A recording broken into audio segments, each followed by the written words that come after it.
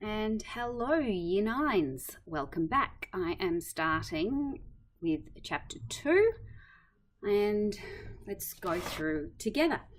So the first thing to notice is that Old Major dies peacefully in his sleep. Now that's a difference from the film.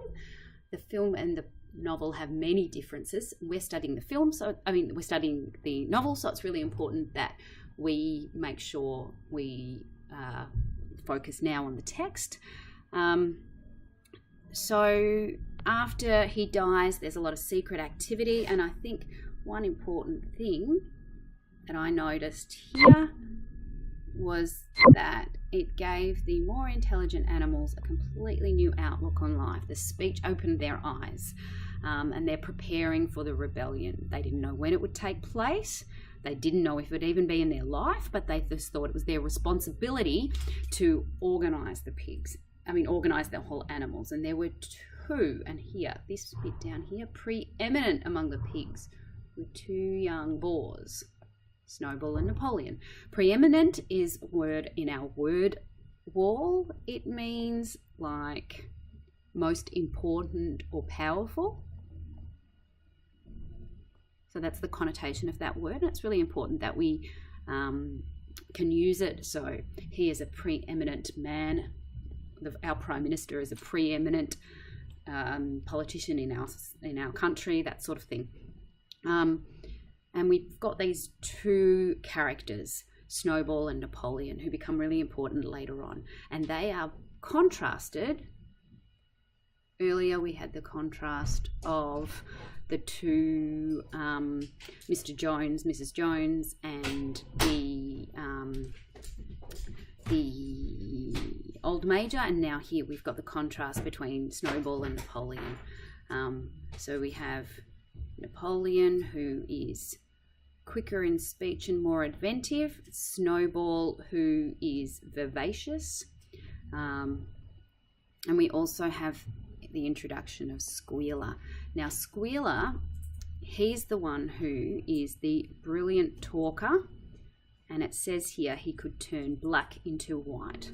So he can make people believe something that's not true, and later on that becomes really important. Squealer represents propaganda.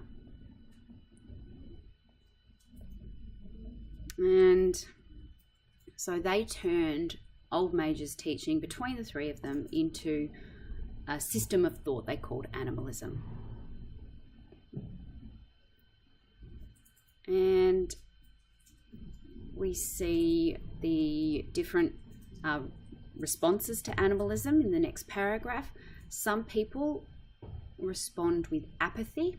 That's a word that means uncaring, just like whatever. And others respond with, defiance. Molly is one of these examples. She's asking questions like, will there still be sugar? Will I still be able to wear my ribbons? Okay. Molly represents materialism. So this love of luxury.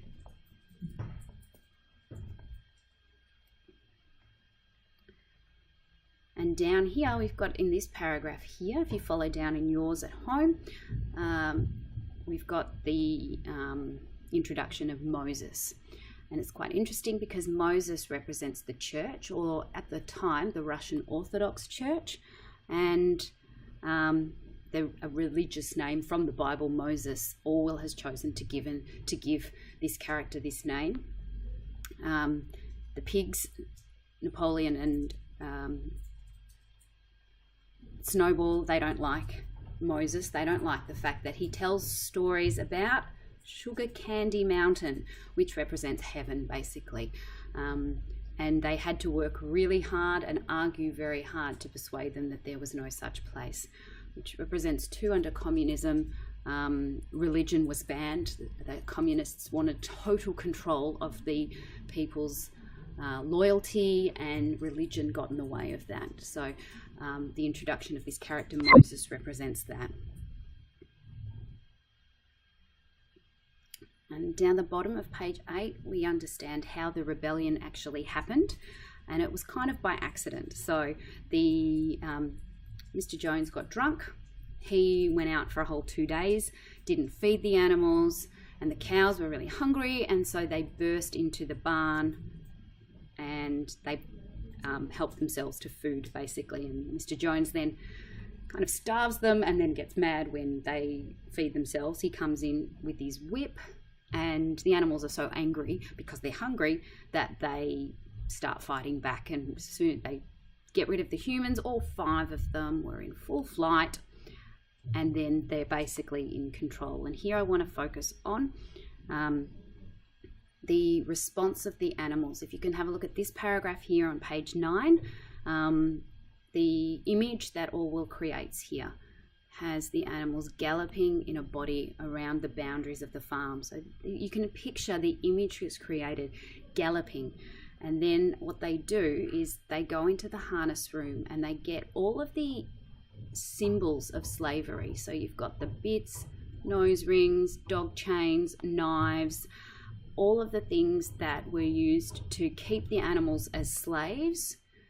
The images of slavery are destroyed, and they put it into a fire here, and they caper with joy when they see the whips going up in flames.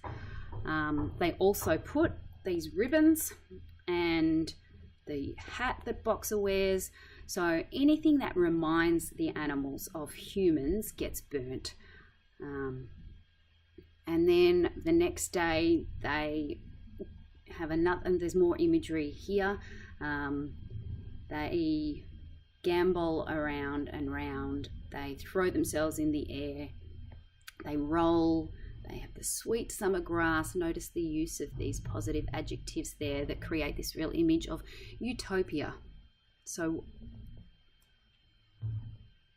this image of this perfect life that they're now expecting. And at the end of this paragraph, at the end of this chapter here, they come into the farmhouse. Remember, the farmhouse was what belonged to Mr. and Mrs. Jones. So they come into the farmhouse and they're shocked at this luxury. They're kind of in awe of all of this luxury, but they see how unfair it was. And they make a decision that no animal must ever live in there, and that it will be preserved as a museum. You can see that there. And then they learn that the pigs have taught themselves to read and write from an old spelling book, and they change the name of the farm from Manor Farm to Animal Farm, and they write down and transcribe these 7 commandments, which you can read here. And there's this sense of hope, sense of optimism in the life that's there. Now, the cows get milked right at the end here, and they have 5 buckets of creamy milk that are collected, and they kind of debate over what's going to happen to the milk, and everybody kind of wants it, and they say, no, don't worry about the milk. Napoleon says, that's not important. We need to now get harvest. And after everybody starts working on the harvest, they notice that the milk has disappeared, and Orwell is leaving us with this question: what's happened to the milk? And we might be able to guess. Later on we find out, but it's a technique of Orwell's to leave us hanging in suspense, to make the audience, the reader, want to keep reading and to find out who's actually taken the milk. So that's the end of chapter 2. I hope that's helped you to know how to analyze and maybe use some of these things in your essays. All right, thank you.